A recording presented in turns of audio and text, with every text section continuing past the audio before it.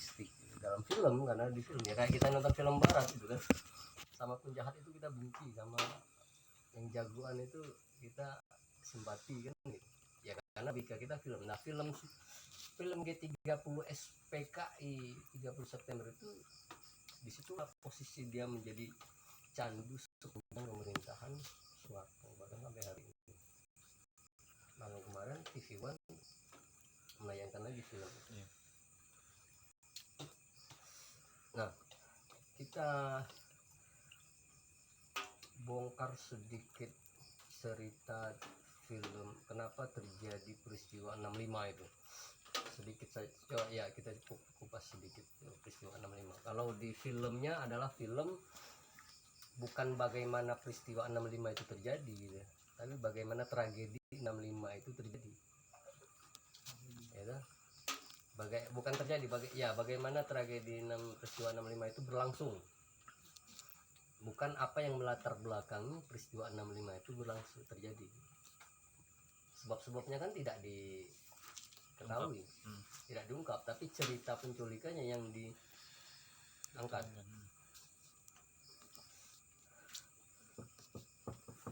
Film G30S itu sutradaranya si orang teater itu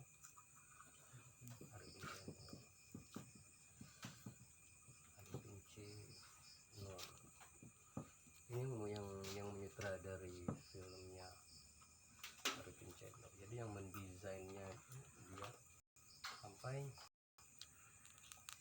setelah film itu ada museumnya,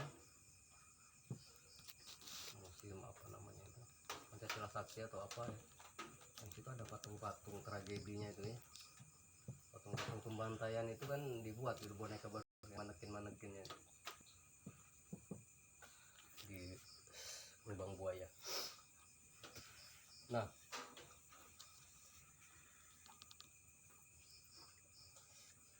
dalam film 1965 itu adalah gambaran peristiwa tentang penculikan.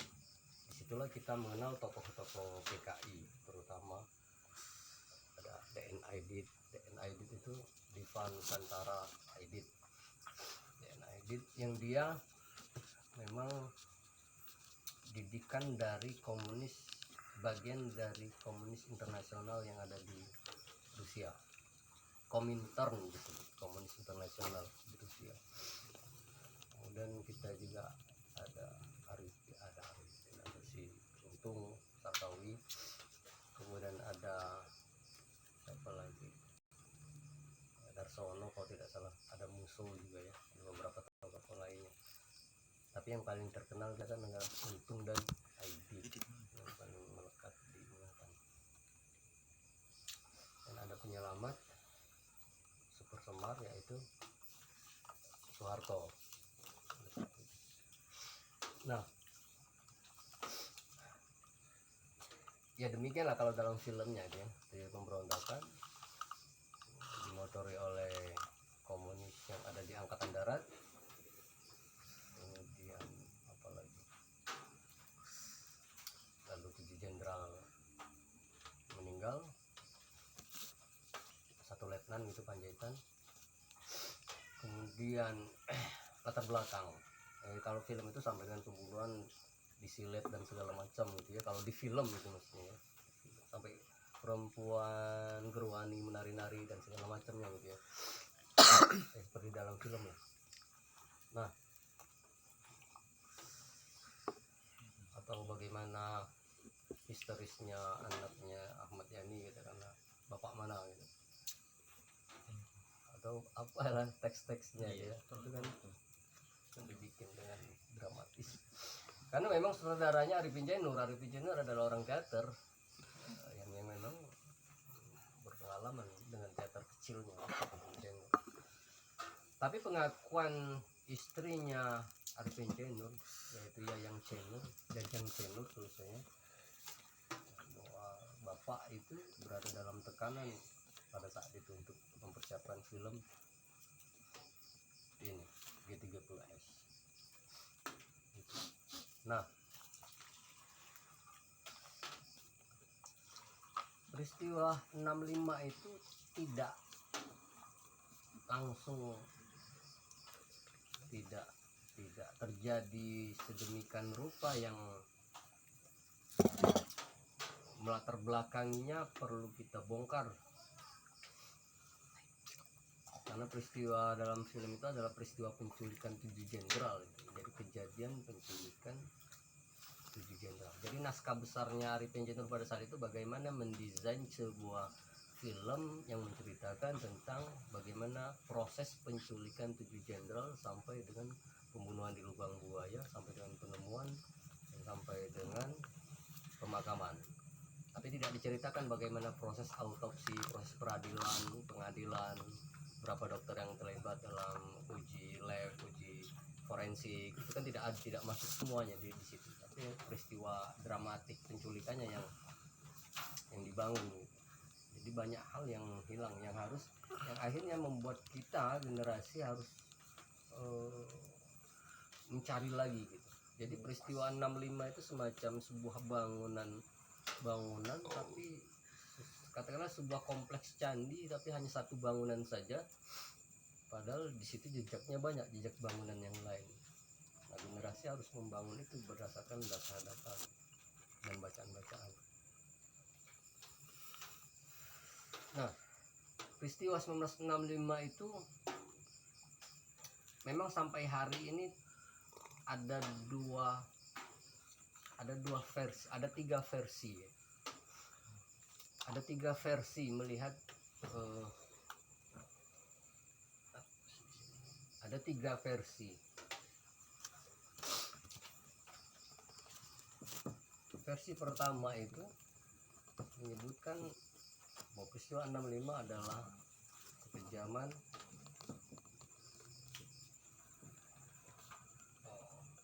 PKI. Satu. Versi kedua bahwa tragedi 65 itu adalah desain CIA, dalam hal ini Amerika. Versi ketiga adalah suksesi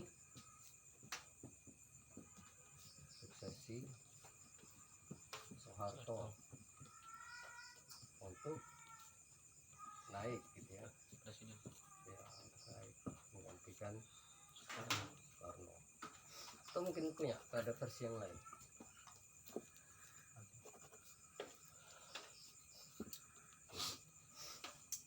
Secara garis besar ada tiga versi.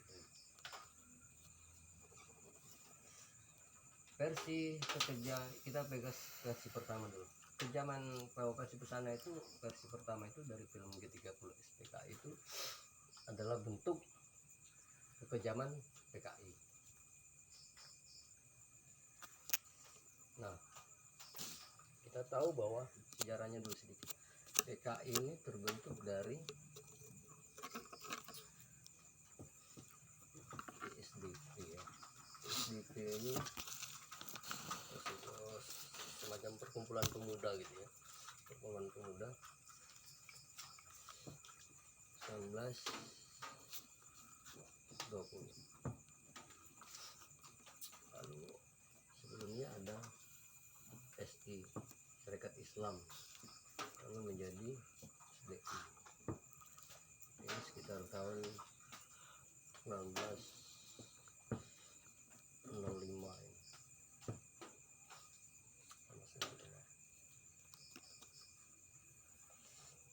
PKI.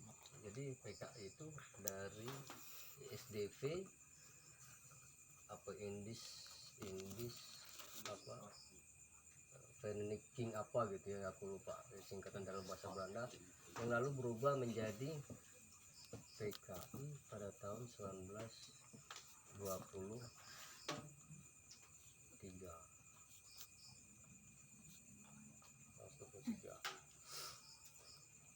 Gitu. Nah, sebetulnya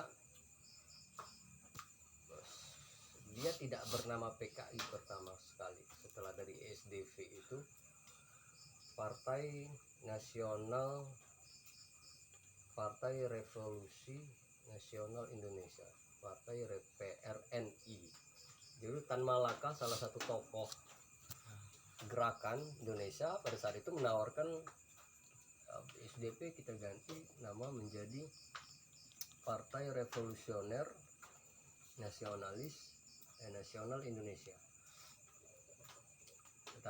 Alasannya kalau kita pakai Partai Komunis pada saat itu, dua tawaran pada saat itu, Partai Revolusioner Nasionalis Indonesia atau Partai Komunis. Nah, Tan Malaka khawatir kalau kita pakai Partai Komunis nanti kita takut kalau ini nanti disetir oleh kekuatan besar komunis dunia, yaitu Rusia pada saat itu yang sudah meletus revolusi proletarnya di tahun 1917 pada saat itu, yang rentangnya tidak terlalu jauh, Soviet pada saat itu. Tapi akhirnya disepakatilah namanya menjadi PKI. Jadi untuk membedakan bahwa Partai Komunis Indonesia tidak sama dengan yang ada di Rusia gitu. Tapi tetap saja bahwa Partai Komunis Indonesia ini juga pengaruh dari Soviet Rusia.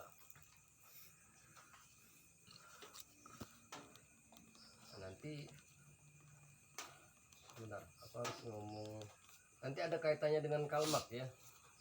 Karl Marx, makanya ini kemarin tuh aku bilang ini harus Karl Marx, sorry yang apa di sini aja, materialisme dialektika historis. Sudah ada yang pernah baca begini, MDH. Kalau sudah pernah baca buku ini mudah-mudahan bisa menjawab peristiwa. Tapi nanti hubungannya ke sini.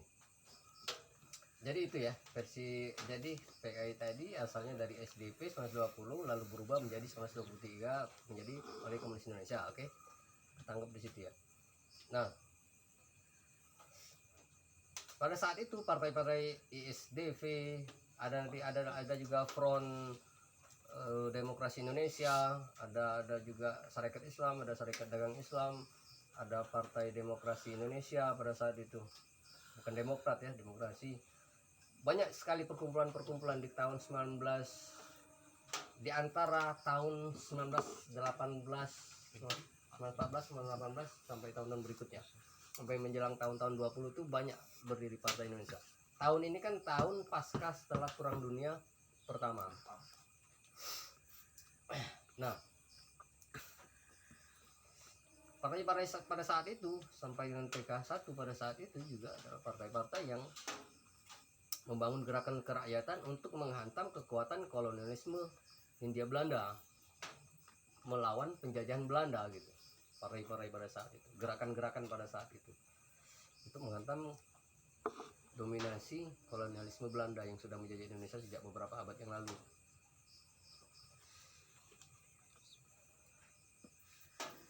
Nah, akibat dari 123 ini Partai Komunis Indonesia semakin banyak dipimpin oleh Tan Malaka pada saat itu. Di awal-awal orang-orang yang ada di SI, SDI, kemudian di FDR, kelompok-kelompok partai-partai ini semuanya masuk semua, banyak yang masuk ke dalam Partai Komunis Indonesia. Karena memang semua orientasi partai pada saat itu adalah melakukan perlawanan terhadap kolonialisme Belanda. Nah, lalu 6 tahun berikutnya 1926 1927 terjadilah pemberontakan PKI yang pertama kali di Silungkang di mana? Padang ya, Sumatera Barat,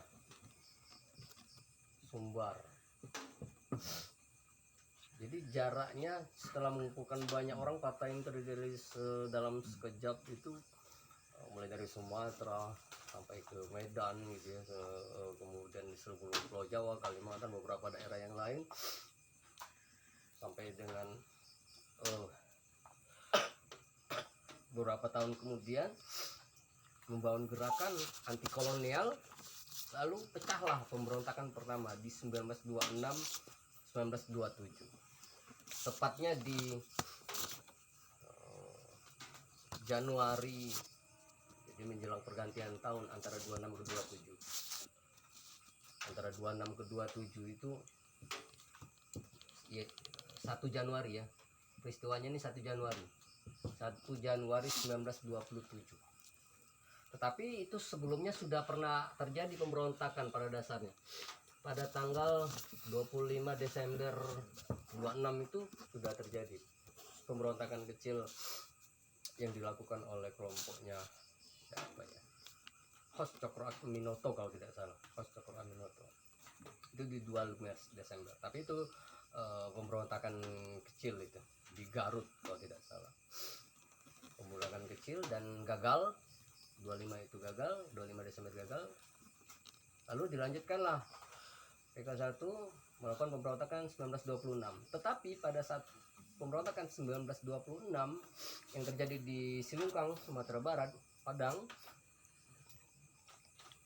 Tan Malaka sebagai tokoh PK1 itu dia menyatakan bahwa kita belum siap melakukan pemberontakan karena kekuatan kita belum masif, kata si Tan Malaka. Dia sudah meragukan itu. Tan Malaka sudah meragukan pemberontakan 26-27 itu 1 Januari malam hari pukul 00 itu pergantian tahun. Pada saat itu Tan Malaka menyatakan bahwa kita belum siap untuk melakukan pemberontakan 1926-1927 ini. Pemberontakan ini belum siap, kata Tan Malaka. Nah, tetapi rekan-rekan dari PK1 yang berbasis di Silungkang, Sumatera Barat pada saat itu menyiasati apa yang menjadi keraguan Tan Malaka gitu. Proses menyiasatinya adalah kan Tan Malaka mengatakan salah satu kelemahan kita adalah kita tidak cukup persenjataan gitu untuk menghantam Belanda di Silungkang pada saat itu. Ya, tetapi orang-orang pada saat itu ada program. Jadi mereka untuk mengatasi kekurangan persenjataan, jadi mereka menarik upeti kepada masyarakat. Jadi minta masyarakat itu sumbangan iuran untuk mencukupi kebutuhan persenjataan.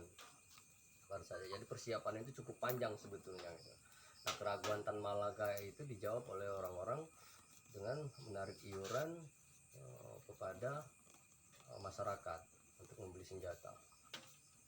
Lalu 1926 meletus dan terbukti itu gagal. Pemberontakan 1926 itu dikenalnya kan 1926 ya, karena pada malam harinya, besoknya baru 27. Dan ini pemberontakan 26-27 ini gagal, lagi-lagi gagal, mengulang seperti pemberontakan di 25 Desember.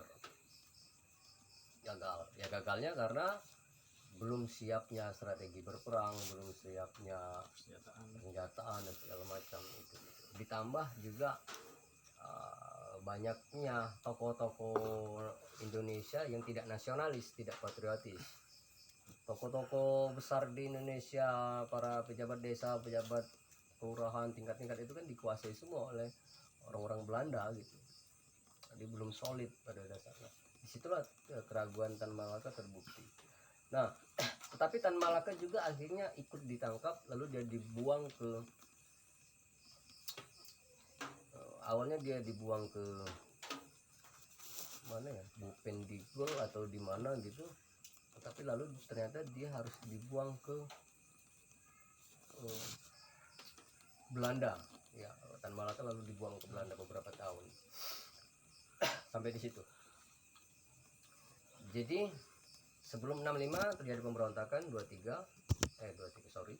25 gagal, 26 27 juga gagal. Itu pemberontakan PK1 pada saat itu. Tapi semua golongan masuk gitu. Semua rakyat itu masuk semuanya, karena pemberontakan ini adalah pemberontak melawan kolonialisme Belanda. Ini pemberontakan pertama. Ya. Pemberontakan pertama dalam perjuangan kemerdekaan ya. Perjuangan kemerdekaan. ya kelompoknya Soekarno itu kan masih kelompok-kelompok pemuda pelajar semua pada saat itu yang termasuk dalam SDP gitu ya. Praminoto itu. Ya ke Praminoto ya. Kalau SI didirikan oleh si siapa satu lagi tokoh itu Cipto Mangun Cipto bukan Adi Sucipto itu ya si Tirto Adi Suryo sorry ISI itu didirikan oleh Tirto Adi Suryo ya. 1905 sama SDI 1911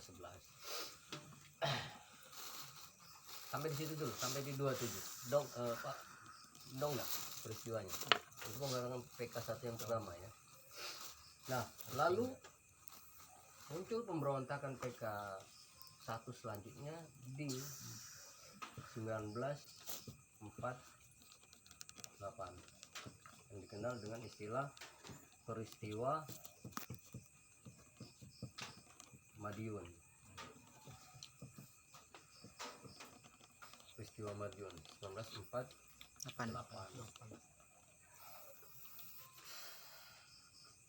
Ini masih dalam kekuasaan kolonialisme Belanda Indonesia. Masih ada. Belanda itu kan belum pergi dari Indonesia. 19 karena Belanda itu kan masih terikat dengan berbagai perjanjian. Salah satunya Renville itu. Nah, ya.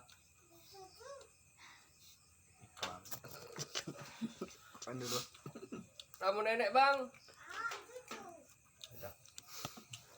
Susu dulu. Ya. Peristiwa buat susu. 2021 enggak? Peristiwa pembuatan susu. Bawa ya. HP-nya sudah. Nah, goreng mana? Ya kemarin enggak. Irman. Nah, goreng Itu mana? dia hitung dulu. Baru-baruan. 1 2 3 4 5. Mana sangke tadi? Sangke awal tadi mana? Nah, dicapak ke dengan rombongan ini. Oh tidak. Tidak. Nah, ganti sangke. Astagfirullahaladzim. Kau jangan kurang ajar man kau. Besok kau selesai rumah kau. Isi kok dulu. Dobrak kau. Lagi kau hilang, kau janganlah, hati-hati lah. Hati-hati, diculik. Jalan. Ya kau. Jalan. Aku ngomong dengan siapa? Kurang ajar kau. Ay. Aku memang.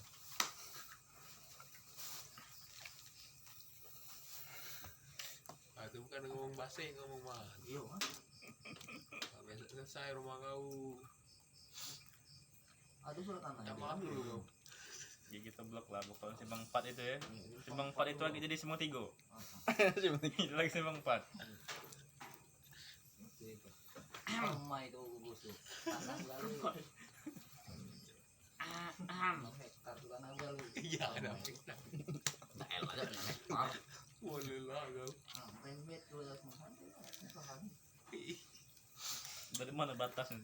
Nah, Nah, itu. dari tahu kan buat kok ini tuh. Kompi. Bagus belakang sampai lemari punya dulu. Itu. Boleh semua. Apa? Ini ya. Gorengan. Oh. Puasa kalau ya belakangan tuh. Nasi.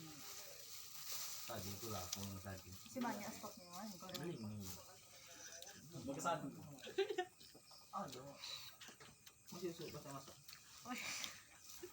Oh, tayo lo masak. Kita masak. Yes. Aku lagi. No kan aku lagi. Balik deh. Apa? Metro. Ah, ini aku dah lelek dan aku tu buka. Ada di bos. Ini. Aku tu di sini. Aku bilang.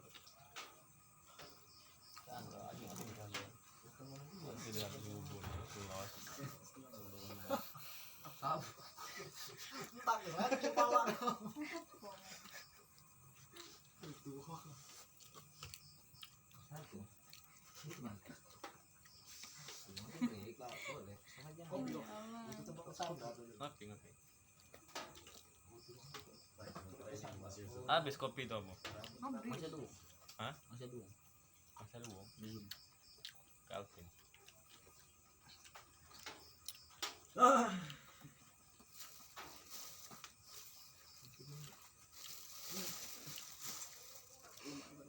nasi lagi nasi.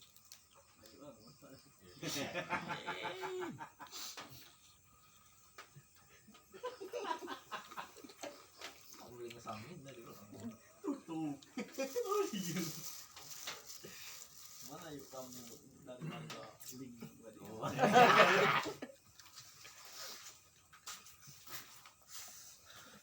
Oh, ini tadi bilangnya apa sih? Cepatnya di Atau stop dulu. Yang Silakan ada yang ditanyakan barangkali. Iya. Makan belum?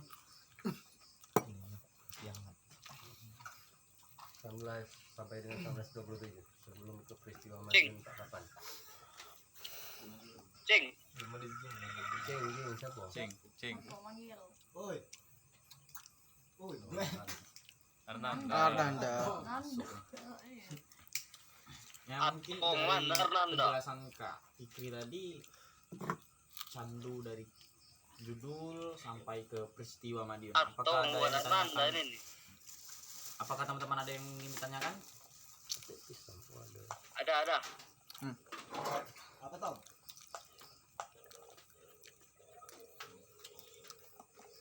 Apa? Dah? Mungkin kawan-kawan yang dari Zoom ada yang ingin ditanyakan?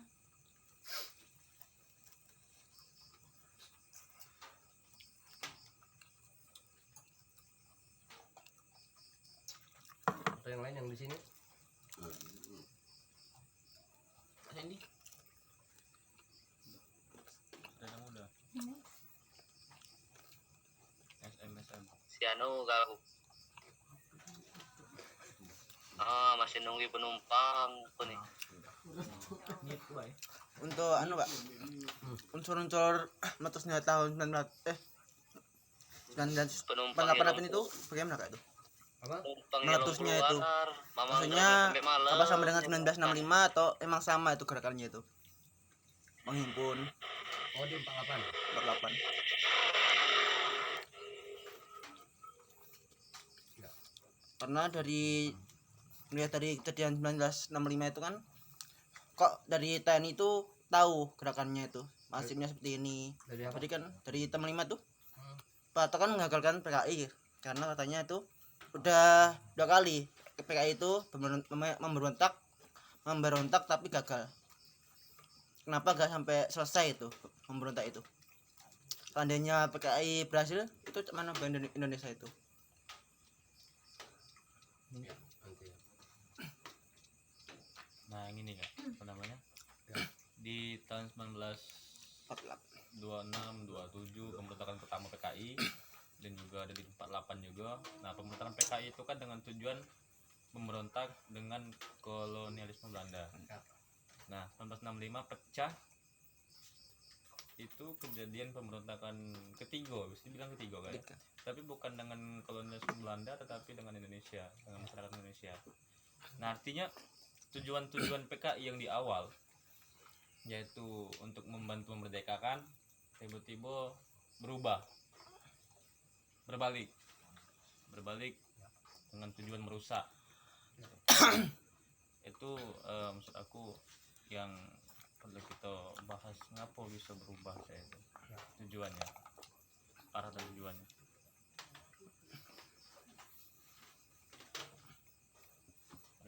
Dan juga termasuk Tan Malaka juga termasuk ya. Karena Tan Malaka itu juga salah satunya apa namanya, dia dari Komintern juga Kak. Ya. Tan Malaka. Nanti tidak ada nanti hubungannya dengan di sini.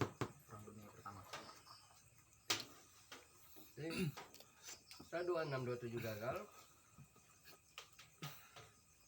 masih banyak, sebetulnya banyak pemberontakan lain tapi tidak tercatat gitu ya.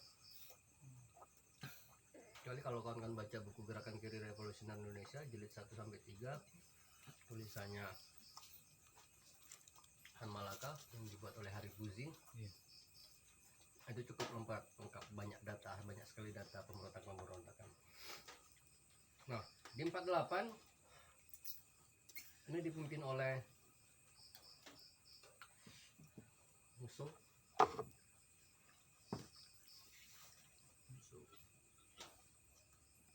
Kemudian Amir juga. Pada 1948 ini adalah bentuk kekecewaan terhadap birokrasi pada saat itu kan, terhadap kolonialisme Belanda. 48 ini terhadap gagalnya perjanjian Renville.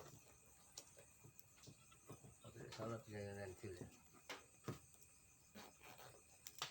Jadi muncul pemberontakan. Tetapi sebetulnya ini salah satu pemicunya ya. Jadi ada perjanjian Renville yang dianggap gagal karena Indonesia dirugikan dengan perjanjian itu, perjanjian kemerdekaan daripada Indonesia, tapi Belanda masih bercokol di tanah Indonesia gitu ya. Kemudian PKI pada 1948 ini juga memang menyebarkan kekuatan yang lebih besar. Kalau Sumatera kuat pada saat itu, di Jawa, Jawa Barat, Jawa Tengah itu sudah kuat, mulai dari Banten sampai dengan Semarang, terutama Semarang itu jadi pusatnya, itu kuat gitu ya. Nah, ke Jawa Timur yang belum siap, yang belum kuat.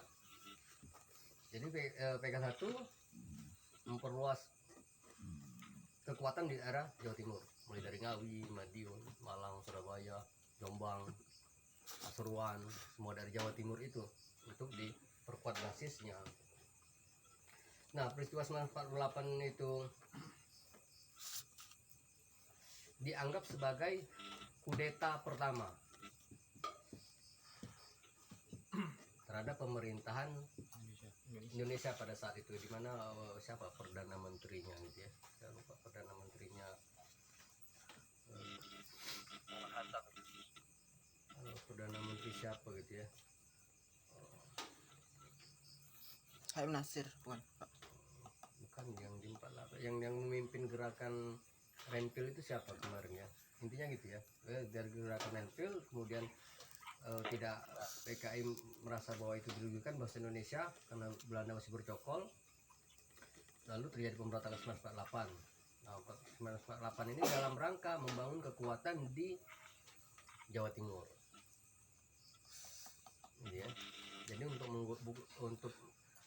yang menyebut ini kudeta itu adalah pihak pemerintahan Indonesia pada saat itu, pemerintahan Indonesia sendiri, yang pemerintahan ya bukan juga di pemerintahan soal di perdana menteri siapa begitu, di Madiun ya, peristiwa Madiun. Nah, terutama nanti ini orientasinya 48 ini sebetulnya dalam rangka memperkuat kekuatan PK1 di Jawa Timur, intinya begitu 1948. Tapi image yang keluar adalah disebut dengan kudeta gitu. Nah, prosesnya bagaimana? Dengan memang menghantam para tokoh-tokoh nasionalis yang masih di bawah pengaruh kolonialisme Belanda. Jadi mulai dari tokoh-tokoh ketua RT, kepala desa, kemudian sampai dengan tingkat kabupaten dan segala macam yang masih dikuasai oleh kolonialisme Belanda, yang masih jadi cukungnya Belanda pada saat itu gitu. Itu yang disikat habis oleh gerakan 48 ini. Jadi 48 ini memang memurnikan bagaimana Indonesia benar-benar dalam milik Indonesia, tidak lagi dipengaruhi oleh birokrasi kolonialisme Belanda. Tetapi karena yang disasar adalah pejabat-pejabat lokal, Madiun, juga pejabat-pejabat tingkat daerah, makanya disebut semacam penggulingan kekuasaan gitu. Padahal orientasinya adalah membangun kekuatan yang benar-benar masif PK1 di Belanda, di Jawa Timur. Nah, kegagalan itu ditangkaplah musuh dalam pengejaran, juga dibunuh, tertembak, lalu Amir Saripudin tertangkap dan dieksekusi mati. Itu 1965. Nanti Madiun belakangan juga terjadi lagi pemberontakan di sini sebetulnya. Nanti selanjutnya ini pasca 65. Bukan pasca 65. Mendekati ke 65 itu ada lagi satu pemberontakan di Madiun. Itu pemberontakan UUPA. UPA. Ya, dalam rangka UUPA, Undang-Undang Pokok Agraria. Ini nanti yang memicu lahirnya pesantren-pesantren di daerah Jawa Timur terutama. Nah, yang mana aku harus aku ini ya. Jadi 48 itu dianggap kudeta oleh pemerintahan pada saat itu karena yang disasar adalah birokrasi pemerintahan yang masih dikuasai oleh kolonialisme Belanda. Dan dalam upaya memperkuat struktur-struktur itu memang basis PK1 di Jawa Timur. Nah, sebelum 65 jadi juga ada tahun-tahun antara 1960 sampai dengan 63. Ini juga ada peristiwa Madiun. Peristiwa Madiun. Kalau ada bukunya, judulnya jelas di buku Palu Arit di Ladang Tebu. Ini judul bukunya, Palu Arit di Ladang Tebu. Itu mengupas tragedi peristiwa Madiun yang antara 1960 sampai dengan 63. Nah, peristiwa ini adalah perjuangan PK1 dalam memperjuangkan UUPA. UUPA ini Undang-Undang Pokok Agraria. Jadi undang-undang pembagian tanah kepada masyarakat jelata. Nah, aku hapus 48 ya, biar Iya. nggak terlalu numpuk.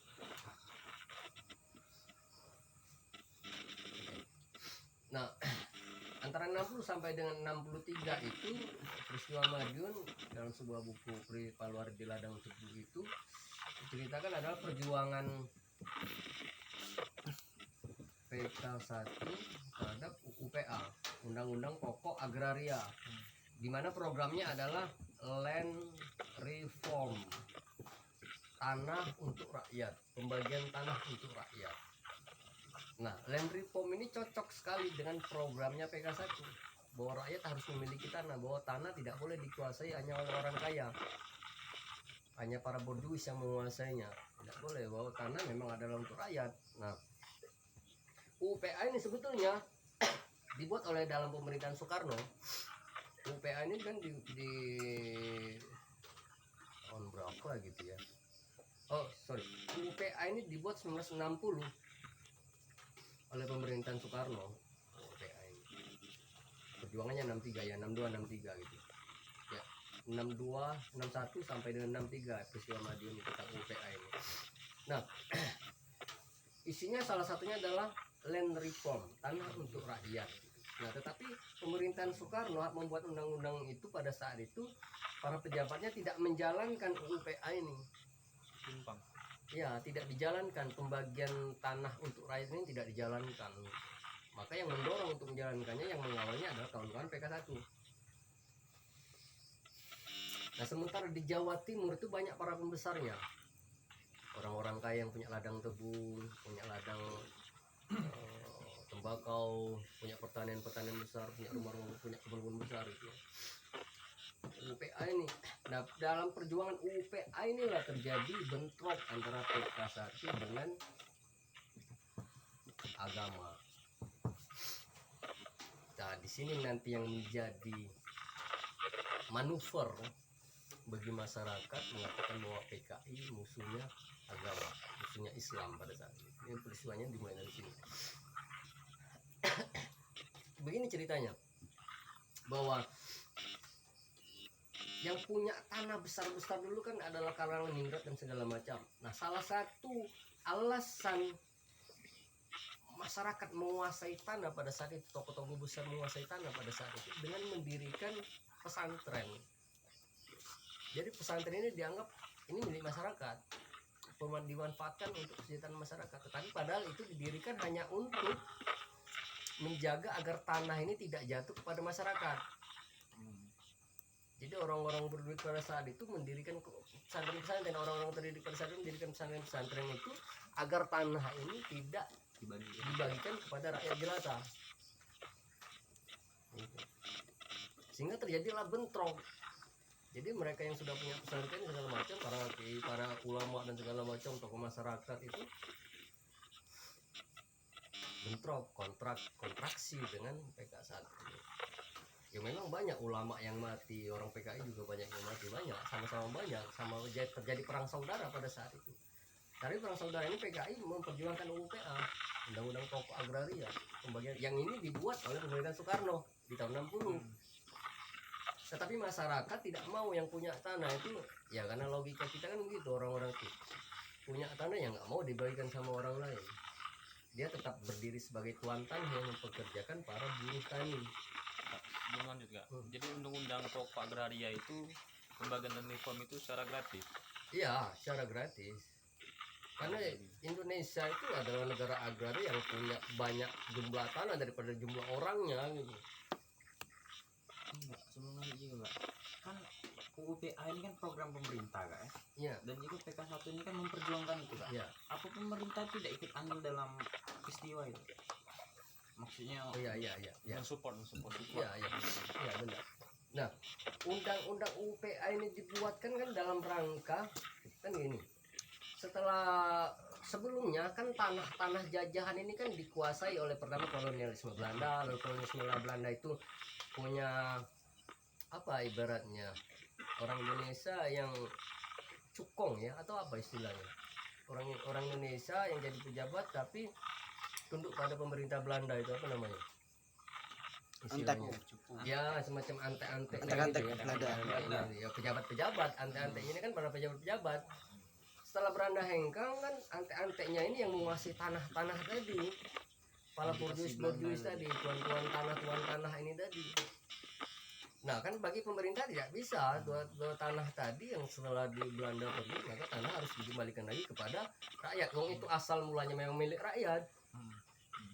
Belanda datang, dikuasai oleh Belanda, lalu rakyat bekerja di tanah mereka sendiri dan diupah di tanah mereka sendiri. Padahal itu sebelum Belanda datang itu adalah tanah milik mereka, dan mereka sukaria mau nanam apa, mau beternak apa, mau bebas, karena itu milik mereka. Ketika Belanda datang, tanah diambil alih, dikuasai oleh Belanda, dan orang yang punya tanah disuruh bekerja di tanah mereka sendiri dan digaji oleh Belanda. Itu kan kolonialismenya. Nah UPA itu memperjuangkan itu lagi, pemerintahan kembalikan lagi tanah itu kepada rakyat, gitu. Nah tetapi sisa-sisa orang besar ini yang dikuasai oleh Belanda sebelumnya kan tidak mau, ante-ante tadi. Lalu terjadilah perjuangan UPA oleh PK1 mengembalikan lagi tanah itu. Dong alur ceritanya dari situ, dari pemberontakan melawan kolonialisme Belanda, lalu melawan kolonialisme lokal, ante-ante ini tadi yang menguasai tanah-tanah yang harusnya diperuntukkan oleh rakyat. Jadi oleh ante-ante. Iya. Kok oleh Belanda memberikan kepada ante-antenya tadi.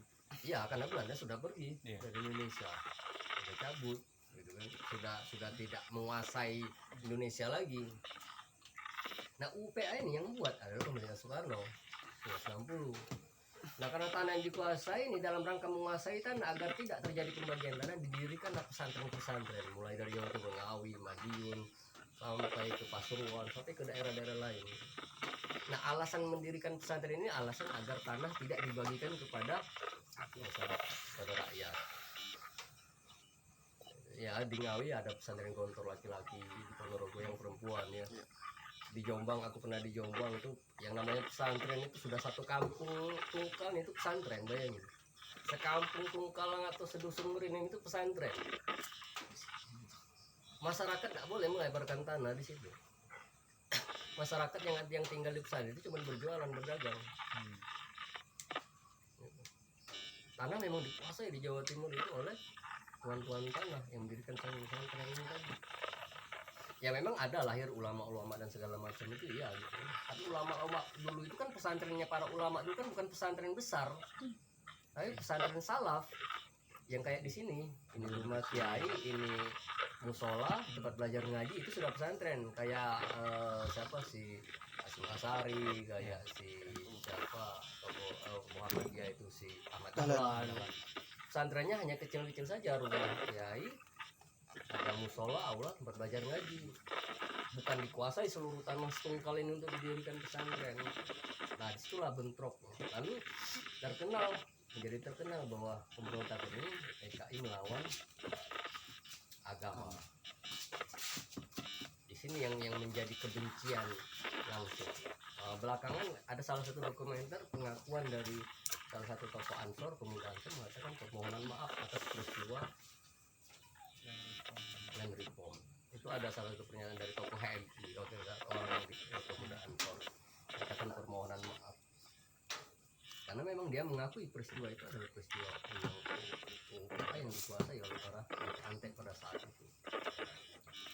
Ya, terus hal apa yang dilakukan pemerintah Soekarno? Gimana? Hal apa yang ini kan pasti terdengar lah apa Iya. peristiwa itu. Enggak, terus hal apa yang dilakukan oleh pemerintahan Soekarno untuk mengatasi, kan itu kan terjadi perang saudara Ya, kan? tidak hanya pada saat pemerintahan Soekarno saja, pemerintahan Soekarno juga tidak mengambil peranan pada saat itu yang signifikan itu. Bahkan sampai hari ini UU PA itu kan belum diperjuangkan.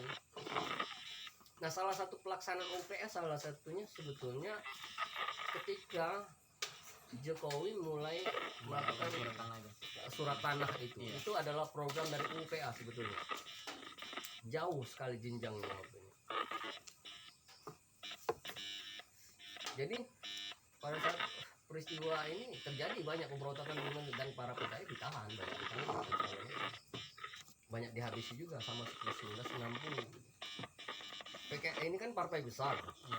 Nah, sementara pada saat itu juga ada partai Masyumi, ada PNI pada saat itu, yang juga ada partai Islam yang lain gitu kan. Jadi ini kan isu partai. Jadi partai itu ya persaingan elit partai gitu ya. Peristiwanya prosesnya adalah proses persaingan elit partai. Begitu di peristiwa setelah 48 antara 60 sampai dengan 63 peristiwa Paluarit, Ladang Tebu gitu. Atau peristiwa Madiun juga sebetulnya.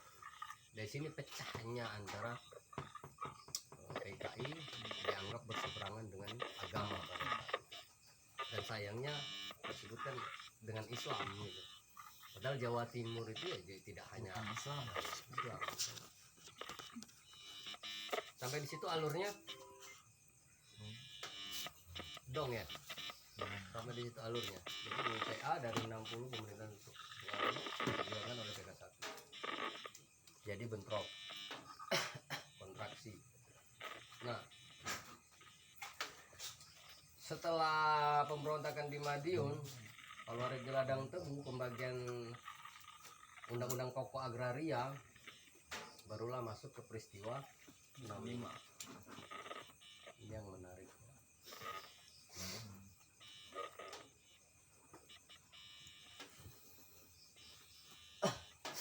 Nah, peristiwa 65 itu seakan menjadi puncak.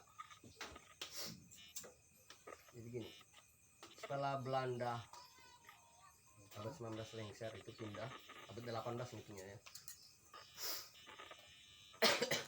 Pasca Perang Dunia Pertama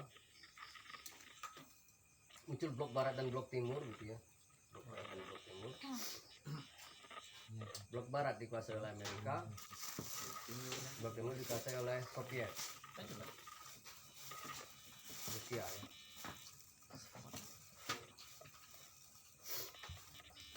Nah, Indonesia adalah pasca ditinggalkan Belanda itu, Indonesia tetap sebagai sebuah negara yang kaya gitu ya. Sebagai sebuah negara yang erotis lah gitu ya, rempah, minyak bumi dan segala macam gitu. Nah, Indonesia menjadi perebutan dua kekuatan besar antara blok barat dengan blok timur. Indonesia itu menjadi rebutan. Indonesia menjadi perebutan antara blok barat dengan blok timur. Pasca Perang Dunia Pertama. Pasca Perang Dunia Pertama ini kan banyak yang negara-negara blok barat, blok timur ini kan luluh lantak gitu. Ekonomi habis, sumber daya manusia habis, sumber daya perguruan tinggi banyak yang hancur. Dan banyak kolapsnya gitu ya. Pasca Perang Dunia Pertama juga muncul Hitler yang bangkit lalu berkuasa gitu ya. Nah, Indonesia menjadi perebutan antara Amerika maupun blok Barat dan Soviet Rusia. Amerika tidak mau Indonesia jatuh ke blok timur. Karena di Asia, Cina sudah berafiliasi ke sini, Vietnam, ini kemudian apa mana lagi, Thailand, banyak negara-negara, sorry bukan Thailand, negara-negara Asia lainnya gitu ya. Kecuali Jepang balik ke sini gitu kan. Jadi banyak blok gitu kan. Kemudian Venezuela, kemudian di blok antar di blok timur lain itu blok timur lainnya ada Venezuela, Kuba, Cekoslovakia, Polandia dan segala macamnya balik sini semua gitu. Nah, Indonesia, Amerika tidak mau Indonesia jatuh ke Belanda. Karena kalau Indonesia jatuh ke Belanda, Amerika tidak punya kekuatan sumber daya alam lagi. Karena sumber daya alam Indonesia akan dimanfaatkan untuk menopang kekuatan Amerika pasca Perang Dunia. Karena apa? Sebelumnya Amerika dan Eropa ini atau Barat, semua sumber teknologi mereka, rempah-rempah, batu bara dan segala macam kan berasal dari Indonesia, dari Asia. Karena yang kulaannya adalah Belanda. Belanda itu kan menjajah Indonesia asalnya kan untuk menguasai rempah-rempah dan minyak bumi. Dan sumber daya alam Indonesia itu dikuasai oleh Belanda. Belanda itu bukan untuk menjajah sebetulnya, tapi untuk menguasai teritori Indonesia. Karena negara-negara pasca Perang Dunia ini banyak yang negara-negara yang lain ini selama dari abad 17 sampai dengan 18 masa sedang membangun, di mana revolusi industri sedang berlangsung. Jadi mereka membutuhkan rempah-rempah, biji timah, biji emas, biji besi dan segala macam untuk diolah di negara-negara barat. Belanda lah yang kulaan ke Asia. Jadi Belanda merampok ini bukan untuk Belanda. Belanda menjajah Indonesia itu rempah-rempah itu bukan untuk Belanda, tapi untuk dijual ke negara-negara yang sedang membangun di era revolusi industri abad 17 sampai dengan abad ke-18. Nah kalau begitu, kalau Belanda sudah pergi, Perang Dunia pecah, pada saat itu korban Perang Dunia pecah, kalau Indonesia dikuasai oleh Rusia, otomatis ini semua akan balik ke Indonesia, semua rempah-rempah.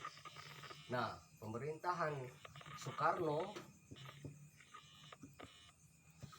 pada saat itu justru berkiblat kepada Rusia, ya, kepada blok timur. Kenapa? Pada saat itu Amerika menawarkan bantuan IMF, International Monetary Foundation itu kepada, atau Bank Indonesia, World Bank kepada Indonesia gitu, untuk menjalankan roda pemerintahan. Jadi Soekarno bilang go to hell gitu, go to hell with your die. Jadi silakan pergi dengan uang kamu. Dan Soekarno dengan modal kamu, maksudnya Soekarno dikecam oleh Amerika. Amerika tahu Soekarno ini berafiliasi dengan Soviet Rusia. Soviet Rusia adalah pusatnya komunis dunia. Gitu. Kenapa dia menjadi pusat komunis dunia? Nah, kita balik lagi kepada peristiwa ketika di abad 17. Ketika di tahun 1917 revolusi Bolshevik yang pertama kali menjadi revolusi komunis pertama kali. Soekarno terlibat, Soekarno lebih berafiliasi ke sini. Karena yang mendukung Soekarno di Indonesia paling banyak adalah dari Partai Komunis Indonesia. Yang paling banyak mendukung Soekarno di Indonesia adalah PKI. Jadi jumlah massa terbesar untuk Soekarno itu adalah PKI. Dan Amerika untuk masuk ke Indonesia, PKI harus dihancurkan. Karena salah satu program PKI ini adalah programnya adalah anti kolonial, anti asing. Nah kalau Amerika mau masuk lagi ke Indonesia, jelas PKI menolak. Dan Soekarno memang sudah jelas-jelas menolak.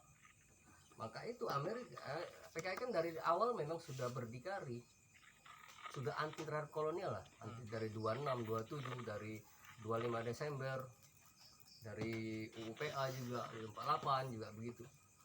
Setelah Belanda pergi, kok Amerika mau mencaplok lagi Indonesia? negara pasca Perang Dunia Pertama. Soekarno bergandengan dengan PKI. Dong nggak sampai situ. Jadi PKI dan Soekarno memang anti kolonial, bukan kolonial lagi. Setelah 60-an itu tidak lagi istilah kolonial, tapi anti imperialisme, anti penjajahan.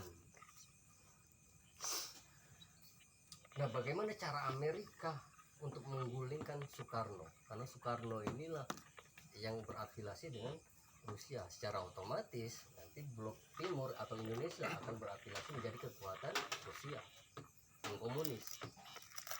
Dalam rangka itulah Amerika harus menghancurkan dulu bukan Soekarno-nya tapi PKI-nya dulu yang harus dihabisi. Maka strategi apakah untuk menghancurkan PKI? Masuklah kita ke dalam versi yang kedua, desain CIA. Gitu prosesnya. Jadi Soekarno kan harus ditumbangkan oleh Amerika. Kenapa? Ya itu tadi jawabannya. Karena Soekarno berpihak pada blok timur yang menghalangi proses peminjaman uang dari IMF Bank, dari World Bank, dari Amerika sendiri. Jadi Soekarno diintervensi Indonesia, mau dijajah kembali diintervensi lagi. Syaratnya Soekarno harus dilengsarkan. Dalangnya Dalam apa?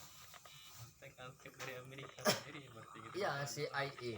Nah, yang dekat dengan pemerintahan Rusia pada saat blok barat pada saat itu salah satunya Jenderal Ahmad Yani, Ahana Sution, 7 jenderal itu di antara mereka adalah tokoh-tokoh yang berpihak kepada atau dikenal Dewan Jenderal. Itu adalah Dewan Jenderal yang memang berpihak kepada Belanda. Kepada Amerika. Ahmad Yani ke Jerman, kemudian duta besar siapa itu, ada duta besar Indonesia untuk Belanda, untuk Amerika itu saya lupa siapa namanya, terus si Ahana Sution juga, itu yang berkiblat semua ke blok barat, juga Soeharto pada dasarnya gitu. Nah, Amerika tahu yang pro timur, pro barat ini adalah 7 jenderal tadi ditambah Soeharto. Tapi Soeharto pada saat itu masih Pangkostrat. Ya, dia belum jenderal ya. Angkat bawah. Masih komando tempur gitu ya. Masih sisa-sisa dari kolonialisme Belanda, maksudnya pejabat dari era Belanda gitu. Nah, Amerika bagaimana masuk? Maka CIA lah yang bermain, Central Intelligence Agency. Disitulah dimasuk ke dalam versi kedua, desain CIA. Nah, bagaimana cara membentur, cara Indonesia ini di Soekarno dihancurkan? Ya PKI-nya dulu yang dihancurkan. Para pendukung PKI-nya dulu. Kalau Soekarno, para pendukung Soekarno dulu. Kalau tidak ada lagi para pendukung Soekarno, otomatis Soekarno tidak akan mendapatkan suara dalam pemilihan selanjutnya. Maka yang dihabis adalah PK1. Siasat strateginya adalah memperuncing peristiwa Madiun yang bentrok dengan agama tadi. Lalu dimunculkanlah PKI sebagai musuh agama. Balik lagi kita ke seri yang pertama tadi. Balik lagi kepada seri yang agama itu candu ini tadi. Alurnya begitu ya, kebaca ya. Jadi diperuncinglah peristiwa UPA tadi 60 sampai dengan 63 tadi. Dibenturkanlah PKI dengan agama. Kaum agamawan melihat pada agama itu canggih. Kalau dari Marx itu atau komunis itu dianggap sebagai ateis. Salah satu bukti ateisnya bahwa Marx itu tokoh pendiri komunisme itu menulis buku agama itu canggih. Kita lihat lagi ke belakang, flashback. Karl Marx itu lahir 1818 sampai dengan 18 berapa itu ya, 18 63 kalau tidak salah ini. Ya, kalau atau 18 berapa saya lupa, tapi 18 dia lahir. Nah, Karl Marx itu mengkritik agama pada saat itu. Ini proses ideologisasi. Aku hapus dulu yang di sini ya, Ya. biar di sini ini cikal bakal kenapa komunisme itu dianggap ateis katanya. Kak, sebelum lanjut Kak, berarti agama itu candu, Karl Marx membuat kutipan itu adalah stigma negatif. Ada peristiwanya di sini. Jadi di abad-abad 18, jadi sebelum nanti puncaknya di 1879, yaitu revolusi Prancis ketika lengsernya Napoleon Bonaparte. 1879 gitu. Ya biarlah di situ kan. Agama itu candu. Jadi Marx itu, aku mulainya dari ini. Kita ambil dulu kenapa muncul tulisan agama itu candu ya. Agama itu candu adalah kritiknya Marx terhadap gereja pada saat itu ya. Jadi di era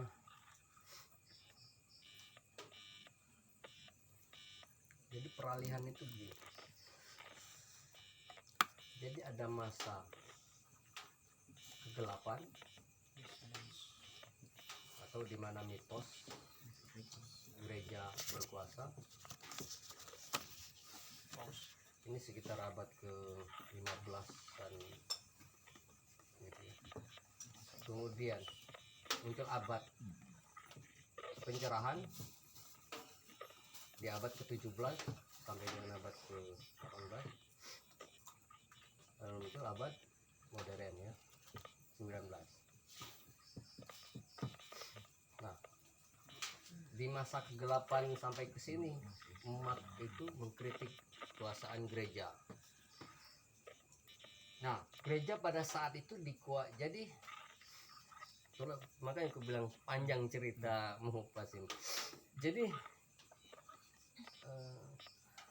ambil langkah alur yang mudah. Jadi gini. Jadi ada masyarakat proletar. Masyarakat proletar ini masyarakat miskin ya. Ada masyarakat borjuis. Kaya ya. Masyarakat borjuis ini ya orang kaya ya, punya tanah, punya gilda, punya industri gitu ya. Nah,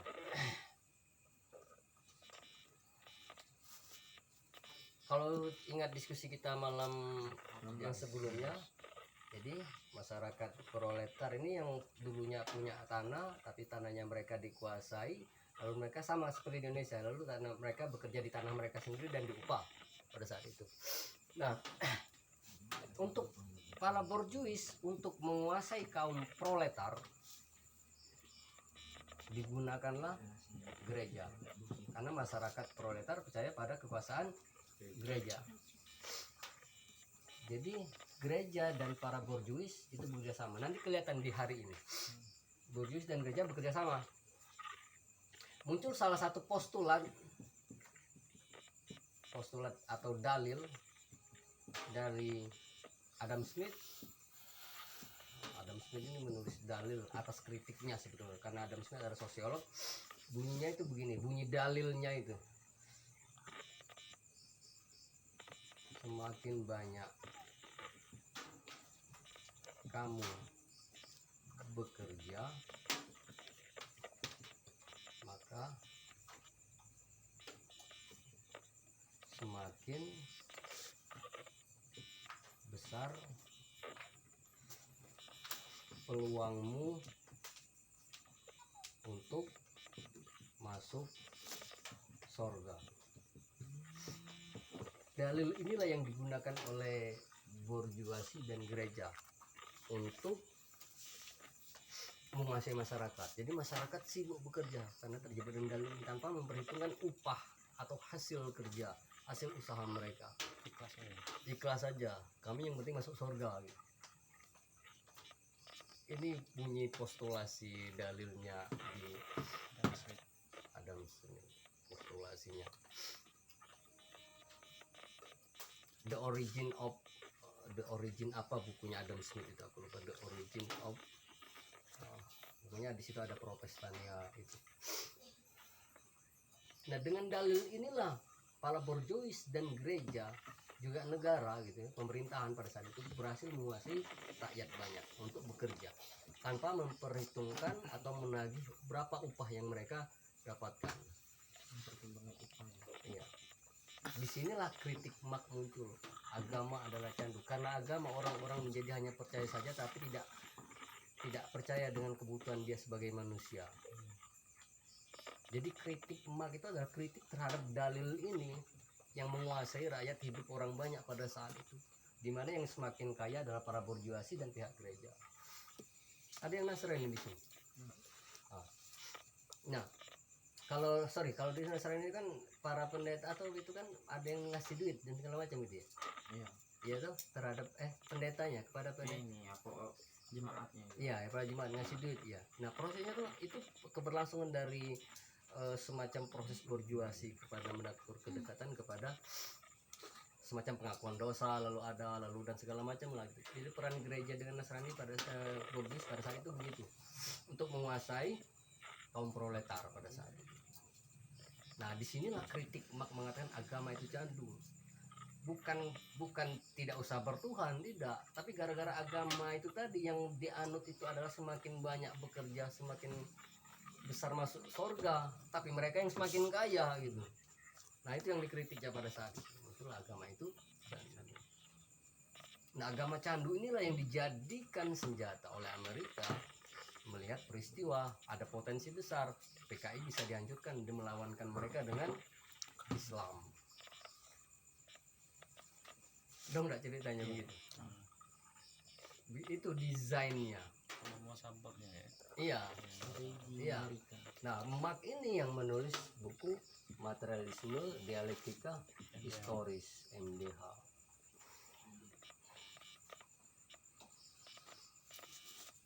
Karena ini kubu filsafat, kelompok filsafat.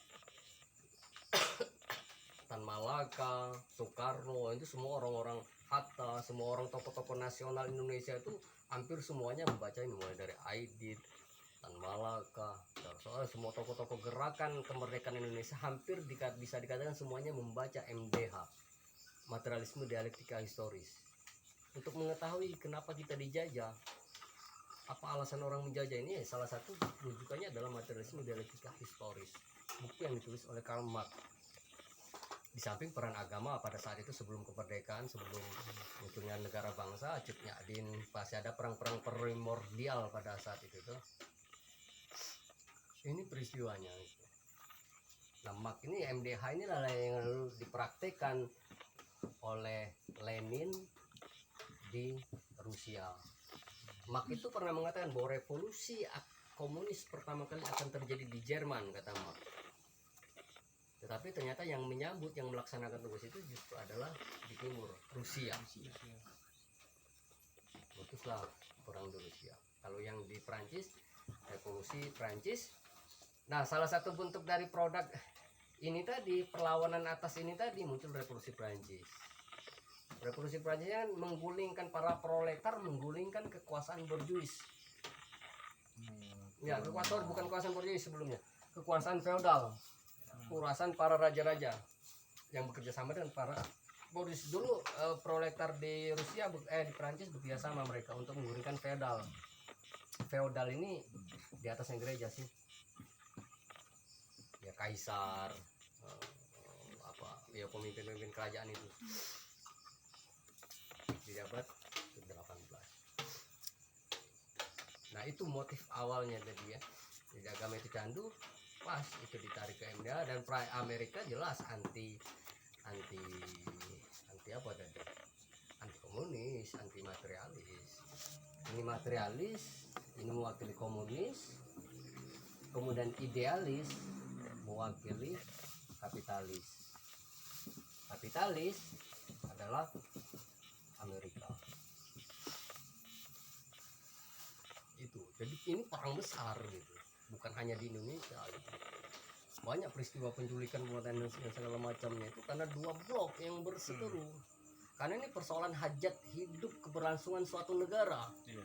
bukan suatu kelompok gitu loh. Indonesia tuh hanya memang disebutkan bahwa korban PKI itu yang paling banyak, tapi proses pembunuhannya itu hanya 7 jenderal saja gitu. Tapi membalas matinya 7 jenderal oleh Soeharto sampai anak-anak di Bali itu berjumlah 2 juta jiwa, anak-anak. Anak baru lahir, anak sudah besar, kalau dia keturunan PKI dibunuh. Anak keturunan PKI dibunuh, semua keturunan PKI dihabisi. Itu saking takutnya pemerintahan Orde Baru kalau PKI ini bangkit, mereka akan menguasai. Enggak ada juga yang mengatakan penculikan 7 jenderal itu kan untuk menggulingkan kekuasaan Soekarno. Ya. Tapi kan 7 jenderal itu tadi kan beliau berpihak ke Barat. Barat, bukan ke Soekarno kan. Nah, jadi apa maksudnya itu 7 jenderal itu diculik untuk menggulingkan Soekarno. Ya. Padahal Nah, jelas-jelas PKI mendukung. Itu masuk nanti di versi ketiga. Ada versi ketiga ya. Versi kedua versi di CIA. Nah, kurang lebih versi CIA itu, kalau versi maksudnya kacamata kita melihat ke bagaimana keterlibatan CIA ya, sampai itu sejauh ini tadi sampai ke agama itu candu. Gitu. Nah, sampai di sini Amerika melihat peluang itu dibenturkanlah Islam dengan PKI. Padahal Indonesia sudah jelas-jelas multi agama. Ketuhanan yang Maha Esa. Iya, tetapi memang mayoritas yang paling banyak adalah Islam. Nah, yang di PKI itu bukan hanya orang Islam saja, orang-orang PKI itu bukan hanya orang Islam, semua proletar itu mau Kristen, Nasrani, campuran. Buddha, Hindu segala macam itu masuk. Yang namanya rakyat petani Jawa itu kita tahu kalau daerah Semarang banyak agama Nasrani ya tuh. Semarang, daerah Malang, Jombang juga banyak Nasraninya, Jawa Timur punya banyak Nasrani itu, Solo juga banyak Nasraninya, Islam juga beberapa banyak. Jadi tetapi dibenturkan, paling dibentur adalah dengan Islam, kekuatan Islam, karena Islam yang mayoritas di Indonesia, yang setara kekuatannya dengan PK1 mereka.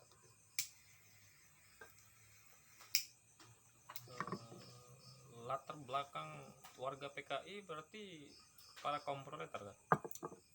Iya, hampir rata-rata rakyat jelata. Karena partai sosial MDH ini, materialis ini kan, partai komunis ini kan, nanti flashback lagi ke abad-abad era primitif kita, komunal primitif, itu panjang lagi nanti ceritanya, agak terlalu mahal jauh ya. Tapi ini partai sosialis gitu maksudnya. Partai sosialis itu maksudnya partai yang berpihak kepada rakyat proletar. PKI itu partai yang berpihak kepada rakyat proletar. Itu.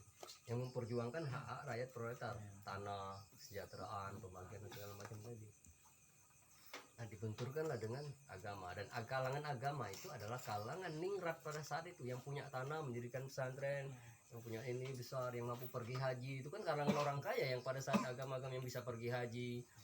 Itu kan kalangan kelas atas, bukan kalangan proletar yang angon bebek, angon sapi, yang tinggal di kandang A, kandang B, segala macam sekali. Nah, itu yang dekat dengan PK1-nya.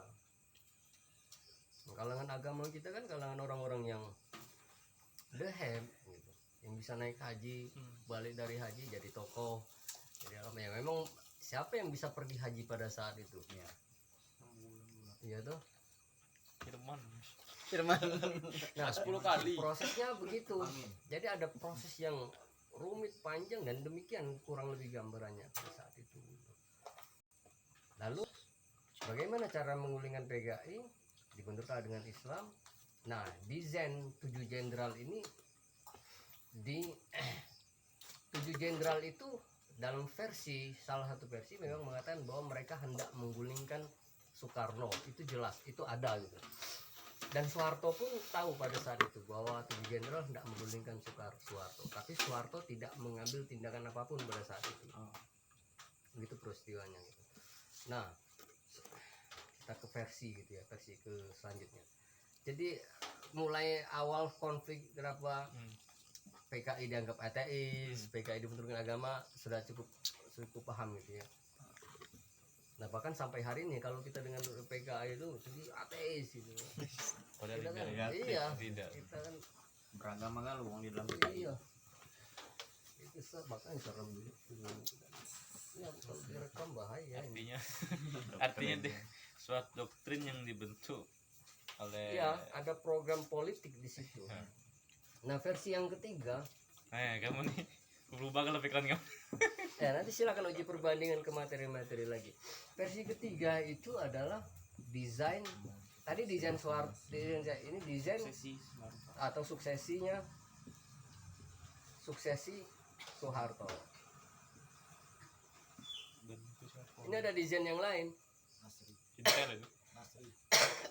Lanjut ya.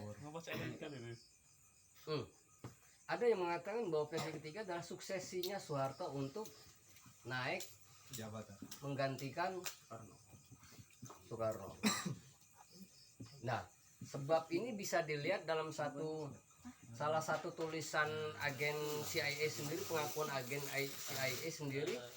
Dalam satu pengakuannya mengatakan bahwa pada saat sebelum 1965 bahwa beliau itu Soeharto itu tahu kalau akan terjadi pemberontakan atau akan terjadi gerakan itu Soeharto tahu.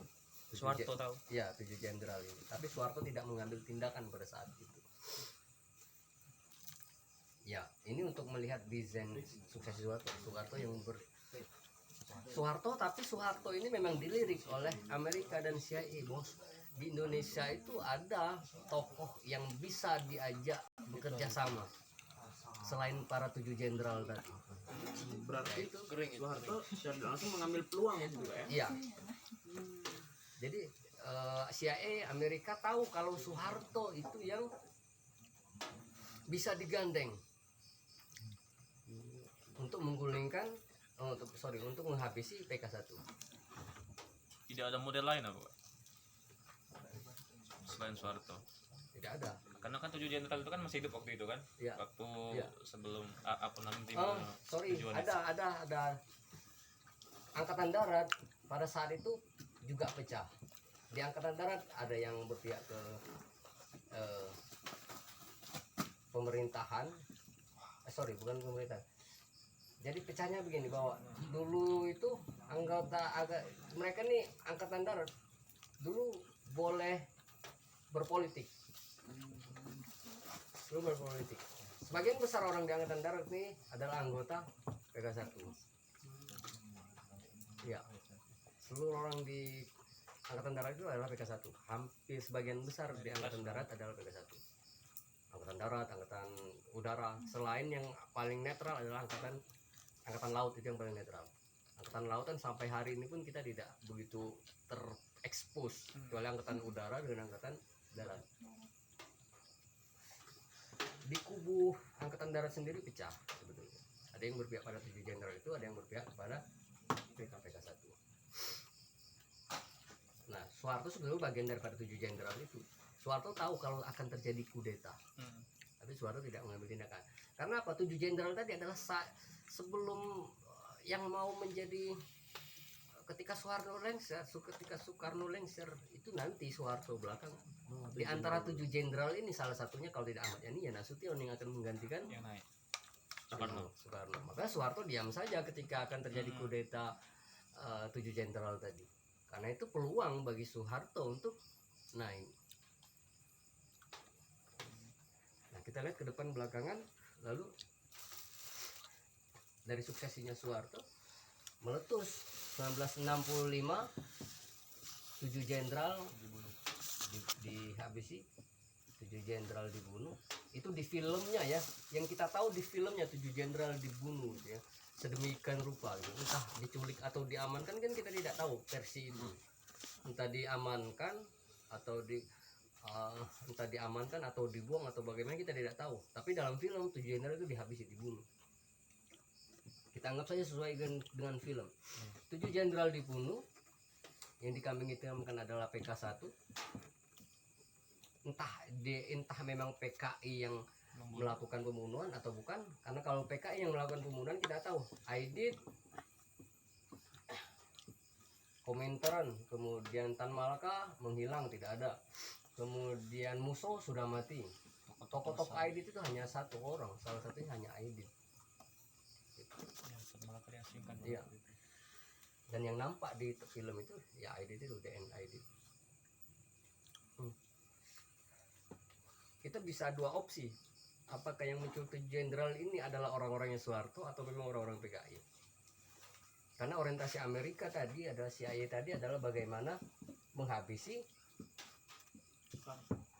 PKI untuk menggulingkan si Soekarno. Soeharto juga iya harus menggulingkan PKI kalau dia mau naik. Juga Soeharto kan harus menggulingkan PKI, juga harus menggulingkan Soekarno. Juga harus menggulingkan 7 jenderal untuk naik. Dan juga Soeharto Iya. juga berpihak ke blok barat. Ya, yang terjadi adalah PK1 habis, dianggap di PK1 dianggap sebagai yang melakukan penculikan. Di film itu 7 jenderal mati, semuanya mati tuh. Tinggallah Soekarno, tidak punya kekuatan lagi. Nah, Soekarno pada saat terjadi 7 jenderal, Soekarno kan mengeluarkan surat perintah kepada Soeharto. Tapi ada salah satu bukunya Alan Walker atau siapa itu? Alan Walker, sorry. Orang Australia itu mengatakan bahwa Soekarno ketika menyerahkan surat perintah 11 Maret itu di bawah todongan senjatanya Soeharto. Di bawah todongannya Soeharto. Di bawah ancaman. Iya, di bawah ancaman Soekarno pada saat itu. Kita lihat jalan ceritanya. Soeharto lalu diserahkan Super Semar, diangkatlah dia menjadi Pangkostrat ya. Dia ditugaskan untuk menggantikan kedudukan Soekarno sementara untuk pada saat itu bunyinya untuk bukan mengamankan, menstabilkan keadaan nasional, darurat nasional itu. Jadi Soeharto dikasih tanggung jawab itu melalui surat perintah 11 Maret itu. Oke. Nah, dengan Super Semar itulah sisa-sisa PKI tadi yang ratusan juta orangnya itu dihabisi oleh kekuatan Soeharto. 7 jenderal habis. PKI tokoh-tokohnya habis. Dikejar. Tinggal bayangkan Soeharto lalu menghabisi seluruh ante-ante PKI. Mulai dari anak orang tua sampai ke anak-anak. Seluruh keturunan PKI, bayangkan nih. Istilah surat perintah deh. Iya. Dan kondisi Soekarno sakit dan tidak mendapatkan perawatan yang ideal dengan ginjalnya, kompleksitas ginjal. Ya tuh kematian Soekarno itu kan kematian yang paling menyakitkan untuk seorang pemimpin.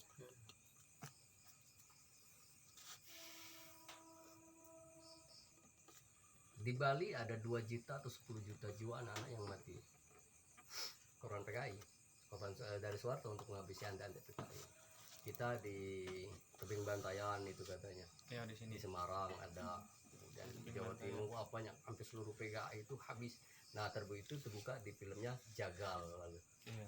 Yang menjadi para eksekutor algojo-algojonya Orde Baru pada saat itu. Habis PKI-nya, ante-antenya habis, orang-orang yang dianggap keturunan PKI habis. Bayangkan kenapa sampai segitunya gitu. Toh kalau memang habis PKI, toh Soeharto juga tidak membela Islam amat-amat gitu. Tidak benar-benar pakai bersorban lalu mendirikan masjid 1000 masjid segala macam untuk menganut, kan tidak gitu. Tapi PKI yang dihabiskan. Kalau memang dilihat PKI adalah musuh besar Islam, kenapa tidak memakai kekuatan agama Islam Soeharto menghabisi PKI, tapi melakukan dengan kekuatan angkatan darat. Ya. Itu yang terjadi peristiwanya. Bahkan sampai ke anak-anak juga dihabisi anggota PKI. Dulu kan istilahnya dengan KTP merah gitu ya. Kalau keluarganya masih keturunan KTP merah itu dihabisi. Berapa lama Kak masa pembantaian itu? Kalau masa pembantaian Ya masa penghabisan itu dari dari 65 sampai 67 sampai dengan 68, bahkan sampai dengan 98. Di era-era Soeharto sudah menjabat sebagai presiden itu orang-orang yang masih tercium melakukan gerakan demonstrasi kepada pemerintahan Soeharto itu dianggap PKI. Semua, iya. Tingkatan hibah. Sampai dengan 98 itu kan dianggap gerakan kiri. Kiri itu diidentikan dengan termasuk komunis, dengan PKI. yang eksekusi. Iya. Prabowo Apanya? Prabowo yang tukang eksekusi. Iya, banyak tokoh-tokoh. Nah, angkatan darat segala macam. Bahkan sampai situ, sampai takutnya Soeharto untuk digulingkan. Dan Soeharto terbukti berkuasa selama 32 tahun. Dan selama Soeharto berkuasa, film G30 SPKI terus ditayangkan. Nah, kawan-kawan akhirnya kan bisa melihat versi mana ini yang bisa dilihat. Kalau memang ini PKI anti Tuhan, mesti dia diperangkan dengan orang-orang yang bertuhan, salah satunya Islam. Tapi Soeharto tidak membangun paradigma menjadikan Indonesia negara Islam, juga tidak gitu. Atau melibatkan tentara-tentara Islam juga tidak, seperti mendirikan tentara di Aceh katakanlah, itu juga tidak gitu. Tapi justru dengan kekuatan angkatan darat. Nah, ketika Soeharto naik, kan Soekarno anti 67 atau 68 itu, atau tahun 80 berapa gitu. Di antara itu setelah Soekarno lengser, Soeharto naik sebagai presiden. Ketika Soeharto menjabat sebagai presiden, mulailah IMF, World Bank yang ditawarkan oleh Amerika diterima baik oleh Soeharto. Terbukalah yang pertama sekali, diterimalah saham di Freeport. Gitu, Freeport lalu pertama semua sumber daya Indonesia akhirnya dikuasai oleh Barat, oleh asing. Penanam modal, pinjaman uang segala macam. Maka Soeharto kan dikenal dengan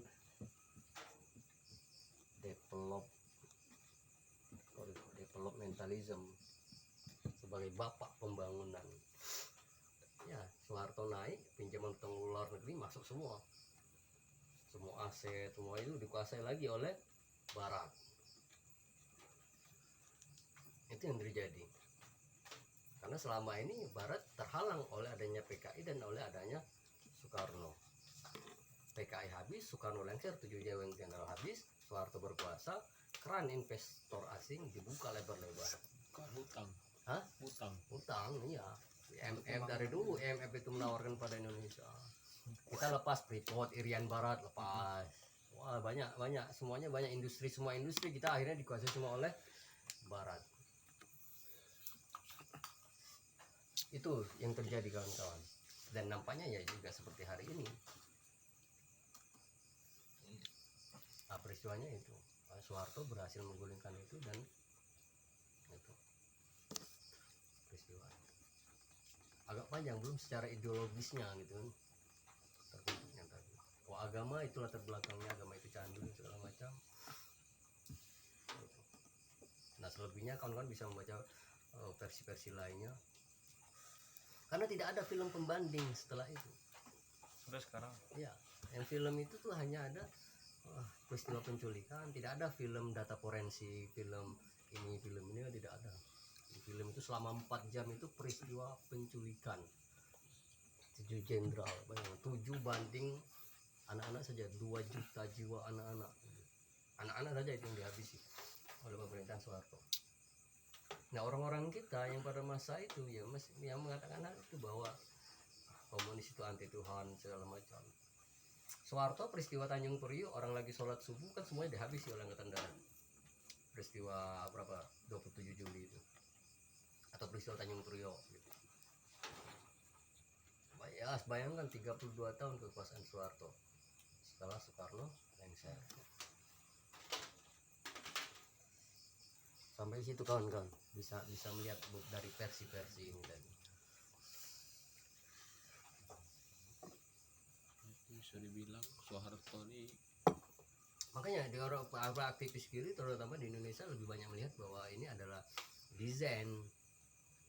dua versi tadi, desain antara suksesi Soeharto yang didukung oleh kepentingan CIT. Soeharto ingin berkuasa, CIA Amerika ingin memasukkan modal ke Indonesia. Korbannya kita rakyat jelata Dibungkus. ya, dan Soekarno, dan dibungkus dengan agama. Tapi adopsi masyarakat Indonesia pada saat ini ya versi pertama. Iya, bayangkan selama 32 tahun film itu ditayangin Sampai saat ini. 32 kali. Iya.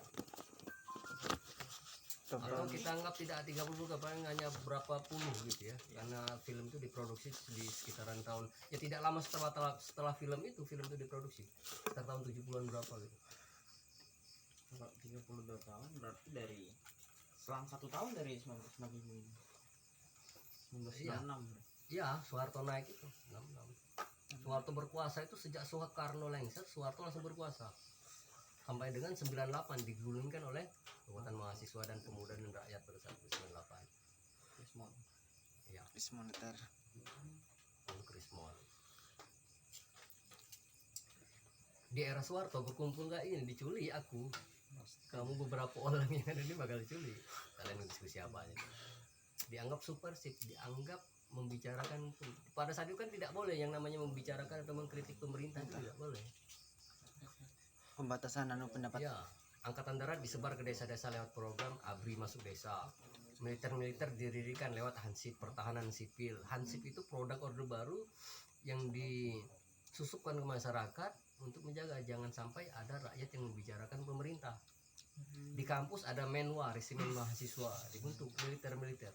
Di sekolah-sekolah dibentuk pramuka. Itu dalam rangka mengawal suksesi Soeharto. Itu jadi kita tuh selama pemerintahan Soeharto itu benar-benar dikontrol. Di desa-desa muncul Hansip, pertahanan sipil, lalu ABRI masuk desa, programnya di sekolah lewat pramuka, di kampus lewat Menwa. Terus anak-anak sekolah dulu kalau masih zaman aku masih ada penataran P4. Apa P4? Ada memang nggak ngerti. Penghayatan pedoman Pancasila. Pancasila. Pancasila Pokoknya itu. P4 itu. Pancasila. Wah gila, selama seminggu itu ditatar dari pagi sampai sore, SMP pada saat itu, bayangin. Sampai KN itu. Penghayatan. Untuk mencegah paham komunis katanya pada saat itu. Jadi pramuka, kemudian Menwa, baris per baris segala macam itu produk Orde Baru untuk menjaga. Sampai dengan preman pun juga harus dihabisi pada saat itu. Di tahun 80-an itu preman dihabisi, dikenal dengan istilah Petrus, penembak misterius.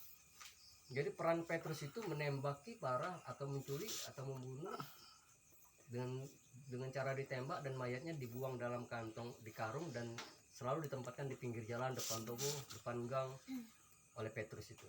Alasannya apa? Pemerintahan Soeharto pada saat itu karena dalam program Indonesia Pariwisata harus kedatangan investor asing, jadi semua preman yang namanya gondrong bertato itu harus ditembak mati, harus dihabisi oleh Petrus. Kenapa itu harus dihabisi? Karena investor asing, orang luar negeri mau ke Indonesia biar terasa aman bahwa Indonesia stabil, tidak ada preman seperti di Cina, seperti di Jepang, seperti negara-negara lain. Bahkan preman-preman itu dihabisi. Di era Soeharto itu Petrus, bisa diklik itu Petrus sekitar 81 sampai dengan 83 itu dikerjakan oleh agen-agen Soeharto semua. Jadi bukan hanya kaum terpelajar diintervensi, preman-preman orang miskin juga dihabisi. Di Yogyakarta ada sindikat KTP. Jadi anak-anak terlantar itu dihabisi, nanti dibuatkan KTP-nya ditukar sama duit. Ada jasar harganya gitu. Wah itu era-era, kalau bisa nonton kawan-kawan, Daun di Atas Bantal itu ada filmnya tentang sindikat KTP itu. Petrus juga ada, Petrus bisa dibaca beritanya. Jadi kekejamannya Orde Baru itu serem lah itu. Banyak aktivis Ya, yang mahasiswa aku masih 98, masih di 98 di Jawa Timur. Tapi pada saat itu eranya ninja. Itu ninja itu menculik para, jadi dulu ada era ninja, jadi para kiai banyak diculik, dihabisi, entah itu desain Soeharto barangkali. Nampaknya itu desain Soeharto, memang desain Orde Baru untuk mengembalikan lagi permusuhan terhadap ulama. Jadi muncul para ninja-ninja, dimulai dari pembunuhan terhadap dukun-dukun santet pada saat itu. Dukun santet terutama daerah Banyuwangi dihabisin, lalu muncul isu ulama dihabisi oleh para ninja. Nah, para ninja tadi seakan menghabis para ulama itu kan untuk membenturkan kembali antara komunis dengan Islam. Soeharto ini banyak melanggar HAM juga di Pelanggar HAM terbesar di dunia adalah Soeharto salah satunya. Lebih banyak korban dilakukan oleh Soeharto daripada Stalin maupun Hitler. Soeharto paling banyak. Ya silakan cross-check lagi. Nah, kami dulu waktu di pesantren dilatih kanuragan lalu menghadapi para ninja itu. 98. Jadi Soeharto masih ingin berkuasa di 98 itu. Di penghujung itu di era-era 98 itu masih ingin berkuasa. Tapi kan rakyat kan udah muak sekian 10 tahun. Yang namanya orang tua kita kalau dia bukan Golkar udah nggak bakal naik jabatan.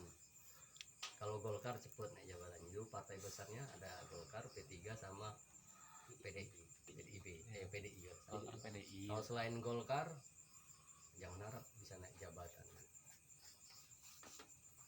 Ya gitu pokoknya banyak kompleks tebel gitu kalau mau ceritakan ini banyak panjang. Nah silakan melihat itu. Ini ada 3 versi dari peristiwa 65. Silakan pada konteks hari ini bagaimana akhirnya bisa menilai gitu. Nah ya itu doktrin kita menghantam doktrin yang difilmkan selama sekian tahun. Itu filmnya setahun sekali. Tetapi kekejamannya berlangsung setiap hari. Ngobrol begini tidak boleh, itu tidak boleh, mengkritik pemerintah tidak boleh, bla bla tidak boleh. Terutama mengkritik Soeharto itu tidak boleh.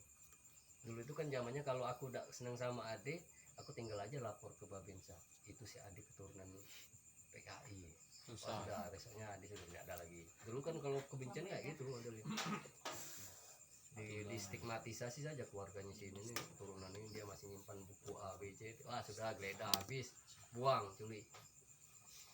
Sastrawan, seniman banyak yang dibuang oleh di era Soeharto itu, dibuang ke Bupendikul Sulawesi.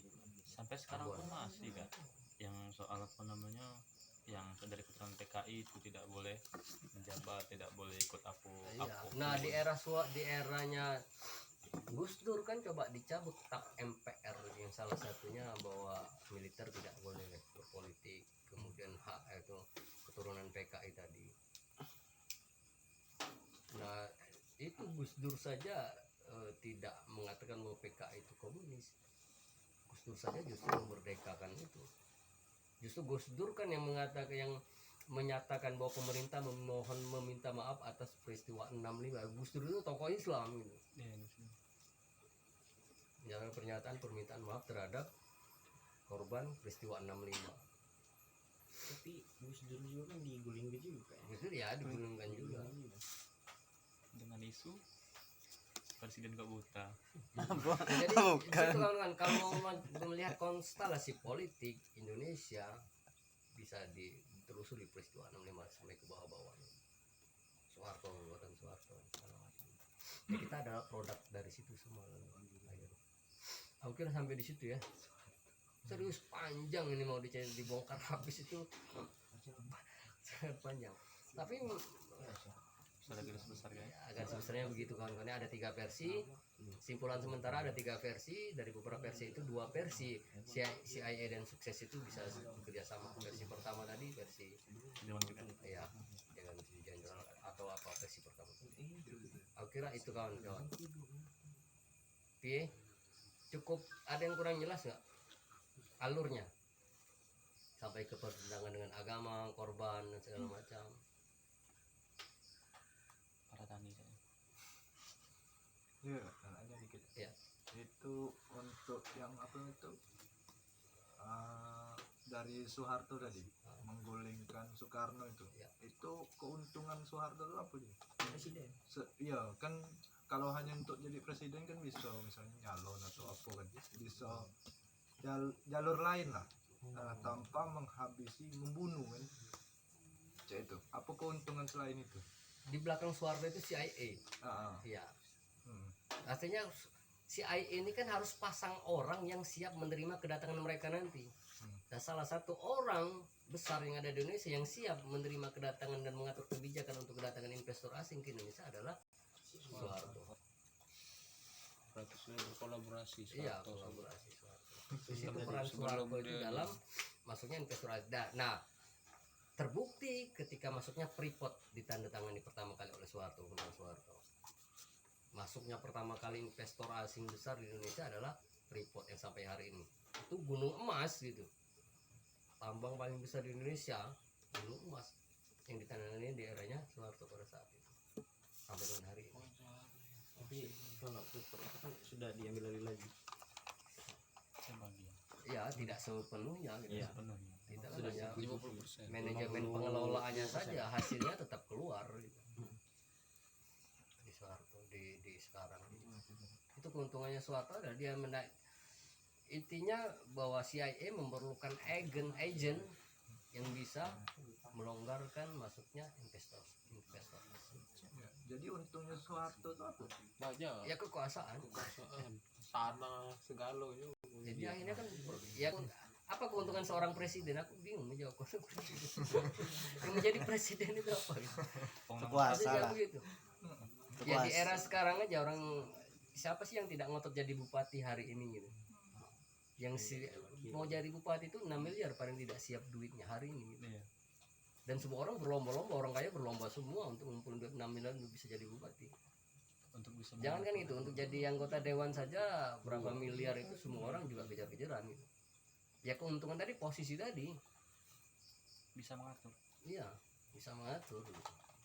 Tentang Soeharto gitu. Seorang pemimpin itu kan ada otoritas tuh. Soeharto lalu mendirikan sebuah partai golongan karya tadi. Golkar. Ya sama saja, apa keuntungannya si Hitler untuk menghabisi, membunuh orang banyak? Ya untuk kekuasaan dirinya. Ya proses ya persoal ya problem politik gitu. Tapi Soeharto adalah salah satu mentor atau sosok yang bisa membuka keran masuknya imperialisme barat ke Indonesia. Gitu. Itu di Soeharto. Kalau tidak begitu kan barangkali masih ada Muhammad Hatta kalau mau jadi presiden Indonesia yang bisa dipilih oleh masyarakat, masih ada siapa, Amir Syarifuddin, masih ada Demokrasi ya. tokoh-tokoh yang lain gitu kan. Tapi kenapa Soeharto yang maju atau yang dipilih gitu? Ya karena setahu kak ya, karena pada sampai sekarang juga kalau misalnya presiden itu mati, maka akan yang apabila terjadi kekosongan pada pimpinan, maka yang digantikan di itu adalah bagian dari TNI. Ya benar. Nah Soeharto karena memegang Super Semar, dan ada salah satu versi menyebutkan bahwa penyerahan Super Semar itu di teras rumahnya Soekarno dibawa todongan senjatanya si Soeharto. Ada suksesi lagi agak Soeharto, tapi coba cek kebenarannya. Mati meninggalnya istri Soeharto, Ibu Tin itu ada yang mengatakan itu justru ditembak oleh anaknya sendiri, oleh Bambang. Suksesi keluarga itu gitu. Tapi tidak tahu, banyak versi yang lain gitu ya. Siapa Bambang ini? Tommy Soeharto, Pak Bang. Bambang Ya, Pali enggak? Ya anaknya Soeharto. Tommy Soeharto. Di situ kawan-kawan. Jadi suksesi itu suksesi ya, suksesi kekuasaan. Jadi banyak konstelasinya gitu. Jadi tidak bisa melepaskan peristiwa 65 dari peristiwa pasca Perang Dunia Pertama. Indonesia tahu Indonesia adalah negara kaya gitu, negara kepulauan.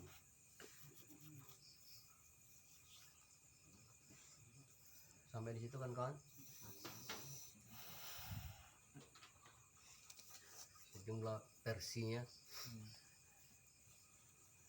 Itulah diputar lewat ini kan, apa namanya, dengan kekuasaan yang telah dia dapat tadi kan diputar sama masyarakat nih biar dia tuh buruk, diputarnya lewat produk-produk ini murah, segalanya murah kan. Mungkin itulah dalang juga Developmentalism.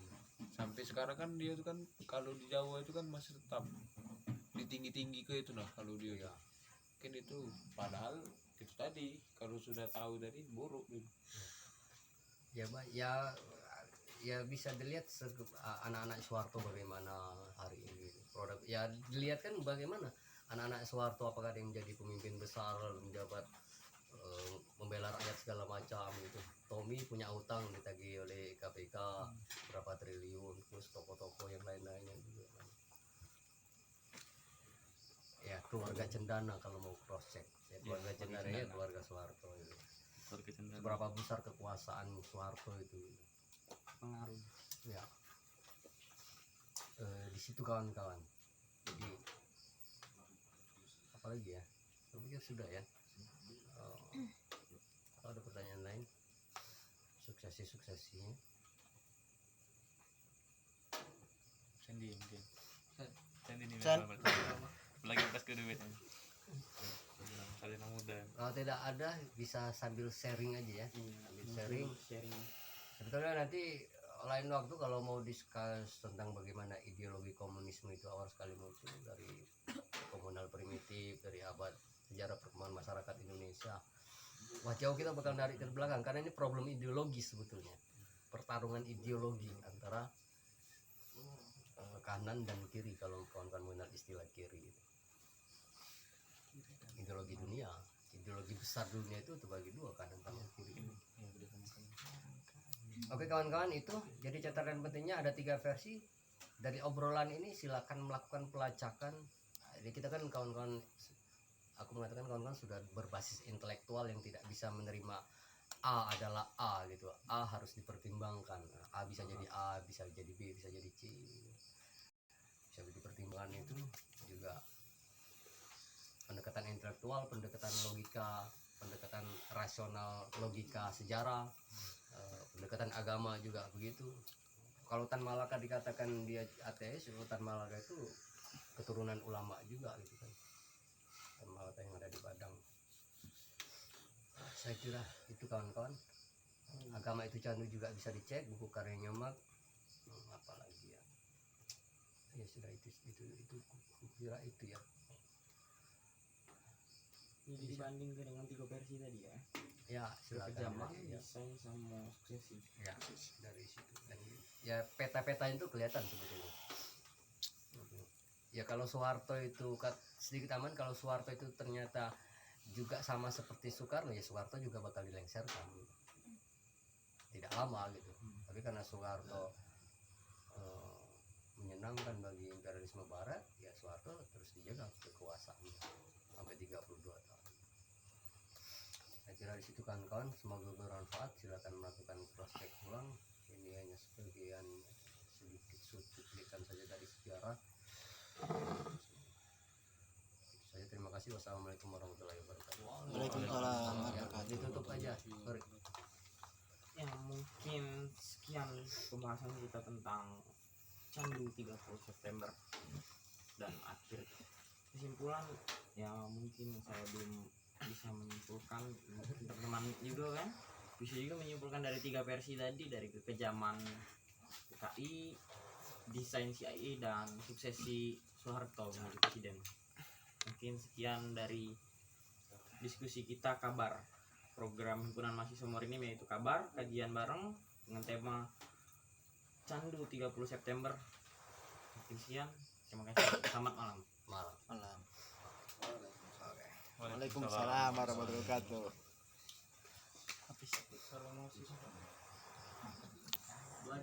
Siapa yang memang sampai habis itu? Alvin tadi. Sampai habis. Halo Calvin. Kau lah tetedok kalau jauh. Biasa di latar.